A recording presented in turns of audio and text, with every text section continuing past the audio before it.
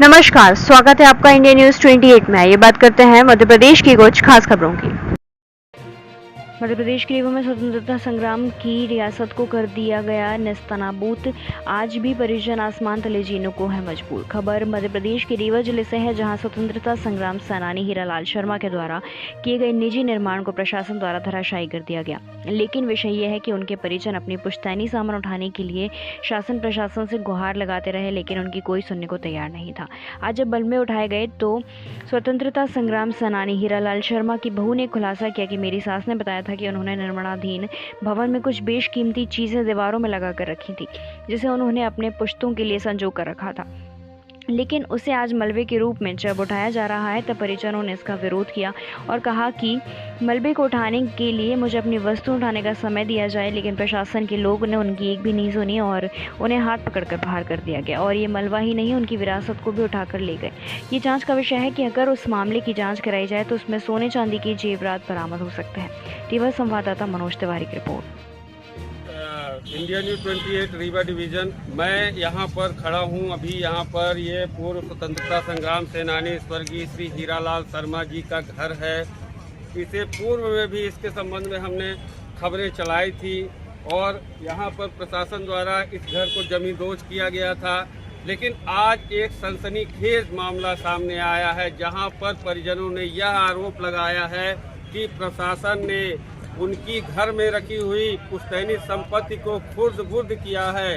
परिवारजनों ने यह भी आरोप लगाया है कि तहसीलदार सतीश शुक्ला द्वारा महिला का हाथ पकड़ के उसको बाहर किया गया और उसकी संपत्ति को खुर्द-बुर्द करने में पूरा योगदान दिया गया।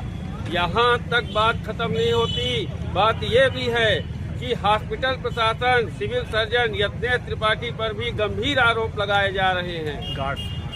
और यज्ञेश त्रिपाठी के साथ साथ जो अस्पताल में उपस्थित महिला गार्ड हैं, उन्होंने भी यहाँ पर आके महिलाओं के साथ बदसलूकी की है। मैं प्रशासन से ये जानना चाह रहा हूँ कि कोई स्वतंत्रता संग्राम सेनानी, एक तरफ प्रशासन स्वतंत्रता संग्राम सेनानी की मूर्तियां बनवा रहा है और दूसरी तरफ स्वतंत्रता संग्राम सेनानी का मकान जमींदोज कर दिया गया, उसकी विरासत हड़प ली गई, उसकी पुश्तैनी संपत्ति खुर्द-बुर्द कर दी गई। और शासन प्रशासन के ये नुमाइंदे, इनसे अगर फोन में बात की जाए तो ये कहते हैं कि आप मेरी बाइट क्यों लोगे। ये बोल रहे हैं कि हाई कोर्ट का आदेश है। हाई कोर्ट का ये आदेश कहाँ है कि इनकी संपत्ति चोरी कर ली जाए। प्रशासन ने इनकी संपत्ति चोरी कर ली है और मैं एज ए पत्रकार ये प्रशासन से अपील करता हूँ कि इनकी चोरी गई संपत्ति बहाल करके इनके साथ हुए जुल्म और अन्याय का बाकायदे FIR लॉन्च करके और अपराधी तहसीलदार को जेल तक पहुंचाया जाए। धन्यवाद। आखिर क्या स्वतंत्रता संग्राम के लिए जिन्होंने संघर्ष किया, जिन्होंने देश के लिए काम किया, आज वह इस तरह सड़कों पे रहेंगे? धिक्कार है ऐसे शासन और प्रशासन को जो तरह तरह के वादे और तरह तरह के आश्वासन देता है। धिक्कार है ऐसे शासन और प्रशासन को। धिक्कार है ऐसे शिवराज सिंह को जो मूर्तियां बनाकर और लोगों को तरह तरह की बातें दिखाता है।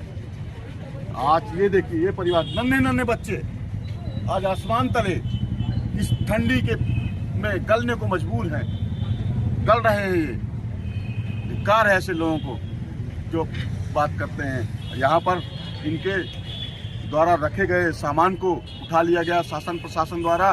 और यहाँ तक कि मैं आपको जानकारी देना चाहता हूँ कि इनके माताजी बैठी हैं, इनके ससुर द्वारा इनको जानकारी दी गई थी कि मैं अपने परिवार के लिए पुश्तैनी जीवन यापन करने के लिए कुछ सामान दीवारों में चुनगा रहा हूँ। वो दीवारों में चुनवाए गए और आज शासन प्रशासन के अधिकारी आए और उन सामानों को उठाने के अधिकार को लेकर केवल उनकी नीयत मलबा उठवाना नहीं था। उनकी नीयत थी कि यहाँ पर रखे स्वतंत्रता संग्राम सेनानी थे, तो शायद कहीं न कहीं इनके पास गंभीर विषय रहा होगा और उसको उठाकर आज शासन प्रशासन ले गया।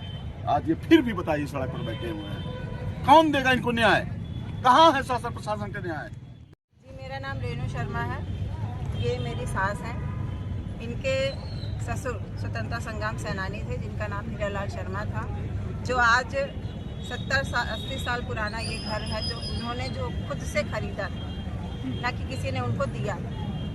और इनके ससुर ने इनको बताया था कि हमारे पास ज़्यादा कुछ नहीं है, लेकिन पुश्तैनी एक इसमें हमने कुछ गहने जेवर इकट्ठा कर रखे हैं।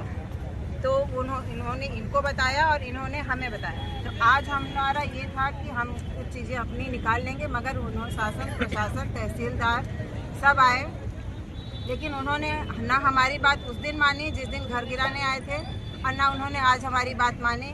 और जिस दिन घर गिराने आए थे तहसीलदार यत्नेश शर्मा, उन्होंने बोला कि हमारी अम्मा से हाथ पकड़ के खींचा बाहर और बोला कि बाहर निकलो अम्मा, रसिया मोहल्ला बना रखी हो घर को। इस तरीके के शब्दों का प्रयोग किया।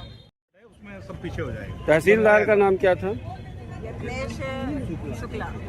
यत्नेश शुक्ला। क्या आपके बाबा से यतीश शुक्ला सर। हाँ, आपके बाबा से निर्माण कराया था इसका ना? हाँ, ये हमारे पापा ससुर ने निर्माण करवाया था। क्या कहा था उन्होंने? उन्होंने ये चीज़ बताई थी हमारे सास को कि हमारे पास ज़्यादा कुछ नहीं है, मगर हमारे पास एक संपत्ति है जो गहनों के रूप में है, जो हमने इस जगह पर जब ये निर्माण हो रहा था तब उन्होंने उस जगह पर उसको छुपा रखा था। कितनी संपत्ति रही होगी तकरीबन, आप अप्रोक्स कह सकती हैं? तकरीबन 10-12 लाख की, 50 लाख, करोड़ों की संपत्ति कह सकते हैं उसको आप, क्योंकि उस समय के और आज के हिसाब लगाया जाए तो वो करोड़ों की संपत्ति कहलाती है। मगर आज ना शासन प्रशासन उस दिन हमारी बात माना जिस दिन घर गिराने आए, और ना ही शासन प्रशासन ने आज हमारी बात मानी आज वो मलबा हटाने आए। और तो गिराने से पहले वो आपको प्राप्त हो गई है क्या? नहीं, हमें कुछ भी नहीं मिला है। हमें तो कुछ पता भी नहीं था कि वो गिराने आ रहे। वो तो हमारा हाथ पकड़ के बाहर खींचना चालू कर दिए कि निकलो, घर से निकलो, रसिया मोहल्ला बना रखे हो, है ना। इस तरीके का शब्दों का प्रयोग किया गया। रसिया मोहल्ला से मतलब क्या है? रसिया मोहल्ला से मतलब उनका कहने का मतलब ये था कि इस घर में गलत चीजें होती हैं। देखिए इस तरीके के शब्दों का उन्होंने प्रयोग किया। रसिया मोहल्ला का उनका क्या मतलब था? रसिया मोहल्ला से उनका मतलब ये कि यहाँ सारे गलत काम होते हैं। मतलब रसिया मोहल्ला में गलत काम होते हैं? सीधे मतलब उनके कहने मतलब ये हुआ कि यहाँ धंधा होता है। क्या धंधा होता है? लड़कियों का धंधा होता है ना। अच्छा ये बताइए, का धंधा हो रहा है। उनके कहने का मतलब तो यही हुआ कि अच्छा आप ये बताइए कि आपके साथ आपको अभी हमें यहाँ के जो मालिक हैं उन्होंने बताया था कि किसी ने हाथ पकड़ के आपको बाहर किया था यहाँ से। किसने आपका हाथ पकड़ा? तहसीलदार ने हाथ पकड़ के बाहर निकाला। हमारी सास को कहा अम्मा बाहर निकलो घर से, तुम्हारे बाप दादाओं ने कंपनसेशन ले चुके हैं, कंपनसेशन भी लोगी और घर में भी रहोगी। क्या वो महिला तहसीलदार? नहीं, महिला नहीं थी, पुरुष तहसीलदार थे, यतीश शुक्ला।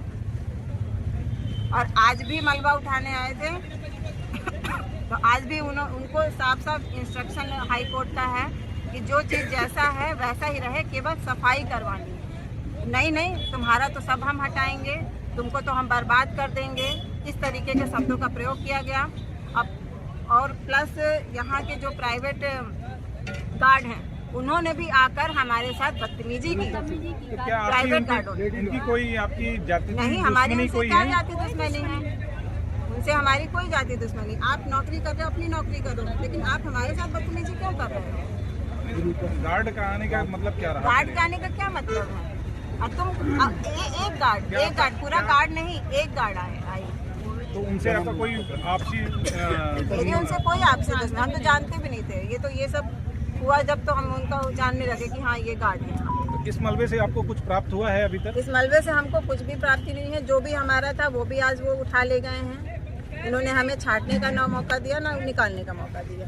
तो उन्होंने आपके सामने ये जो मलबा जब उठा रहे थे वो, तो क्या वो आप लोगों के समक्ष ही ये सारा मलबा उठा रहे थे या आप लोगों को इससे बहिष्कृत करके रखे हुए थे, बाहर रखे हुए थे? इससे बहिष्कृत करके रख दिया था, पुलिस बुला लिए थे और उसके बाद मलबा हटाना जब चालू कर दिए थे।